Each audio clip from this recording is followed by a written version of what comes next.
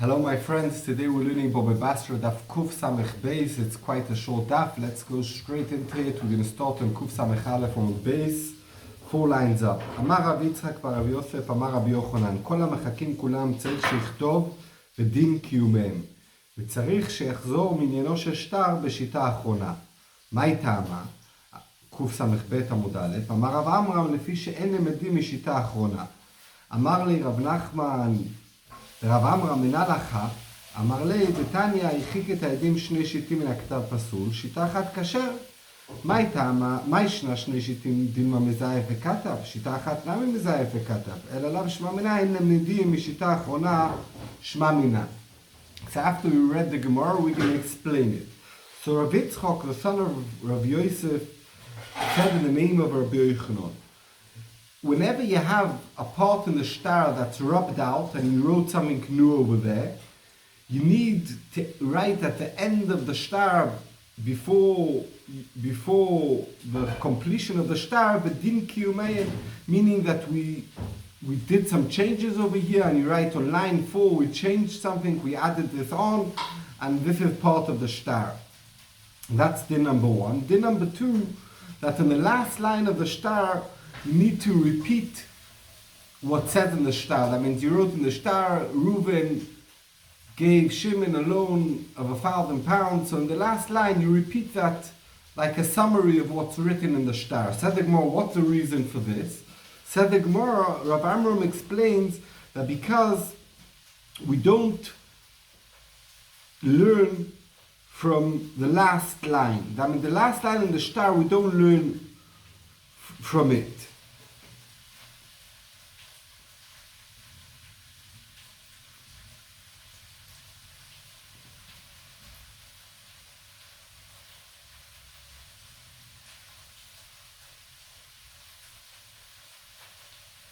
That means basically the last line is not something that we follow, because we're going to see in a second that sometimes there's a line between the end of the shtar and the edim, and that's fine, because we're not scared he'll add anything over there, because even if he's going to add something in,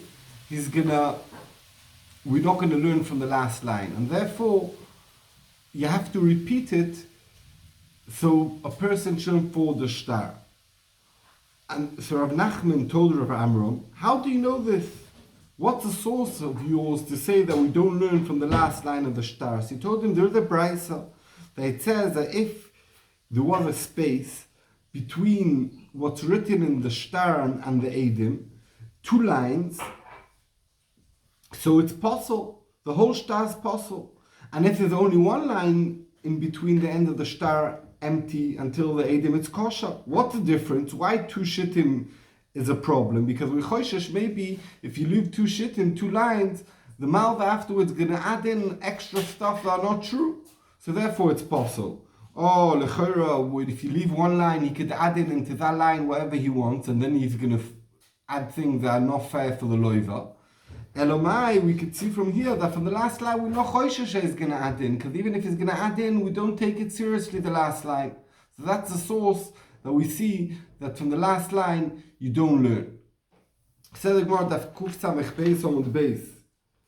Ibaya lehu shita umechza mai tashma הרחיק את העדים שני שיטים פסול, לא שיטה ומחצה כשר. הסיפה שיטה אחת כשר, שיטה אחת הוא דכשר, השיטה ומחצה פסול. אלא מהלקה למשמע מינה. מהי הבעלה? תשמע דתניא הרחיק את העדים שני שיטים מן הכתב פסול. פחות מכאן כשר. היו 4 ו5 עדים חתומים על השטר, ונמצא אחד מהם קרוב ופסול, תתקיים עדות בשער, מסייע לחזקי, אדם החזקי המלאו בקרובים כשר, ואל תטמא שהרי אוויר סוכה פוסל ב3, סכך פסול פוסל ב4. So we learned just before that if you have between the shtar and the signature of the edim 2 lines, it's possible. 1 line, it's kosher. So the Gemara's shaila is, what if you have a line and a half? What does that mean, a line and a half? It does not mean a line, a full empty line and another full half a line, because in that half a line you could add in things that are not true. That's not the shaila. Tosis explains that the shaila is they didn't leave the thickness of one line. He didn't leave the thickness of two lines. He left something in between, a line and a half thickness of space. Does that passel it or not? So the Gemara bring you a raya from the brisa that we said that if there's two lines, it's possible. Mashma line and a half, it's kosher. So the Gemara, one second. Let's see the sefer of that brisa. It says one line is kosher. Mashma 1.5 is possible. So it contradicts each other, the diuk from the Reisha to the sefer. Ella, you can't learn from this brisa, you can't bring a raya what the din of a line and a half. So the Gemara, what's really the din? Is a line and a half kosher or possible? So the Gemara, come and listen. That it says in the brisa that if you distance the edim from the chtav of the star at the bottom 2 lines, you possible. Anything less than that, pochos mikan, it's kosher. So we could see the less than 2, that means the line and a half of space, of thickness of space, is kosher. And we're not choishes is going to forge. Continue the brisa and says, if there were 4 or 5 edim at the end of the star, and one of them, we find that he's a relative of one of the people in the star, or he's posel, he's a gaslin. So we don't say the whole star is cancelled. No, you mikayim the star with the other people who are written. So let's say there's 5 edim, and we find one of the edim posel or korov. So the other edim we mikayim it, and that's good enough, and we have no problem. So the Gemara that Aryeh to Chizkiah, the Chizkiah said that if between the last line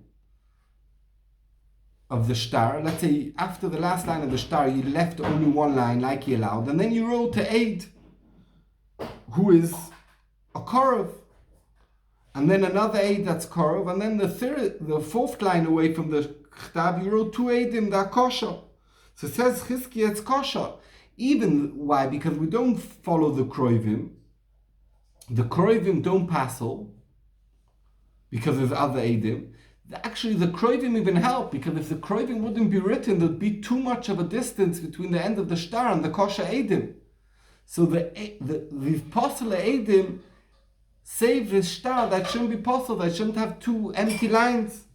And don't think it's weird. How does it make sense that possible the Eid makes the star kosher? I'll bring you a raya from Sukkah, because of the din that of the Sukkah, that between the walls and between the wall and the schach there's 3 tfachim. So 3 tfachim the sukkah's possible. But if you had schach possible over there, not empty, wasn't it was schach, but possible the schach, then it only possible if there's 4 tfachim of schach possible. So what do we see from here? We see from here that sometimes something that's possible makes the whole thing kosher, because if you wouldn't have that possible thing and you have 3.5 tfachim of air, it's possible. But now that you have the possible of schach and you have 3.5 of it, it's kosher. So we can see the possible of schach makes a sukkah kosher. So also by us, the possible edim, the kroivim, makes it there shouldn't be a distance of 2 shittim between the end of the star and the edim, and that makes actually the whole star become kosher. Thank you very much. We should all be blessed with lots of shefa, nachas, and happiness.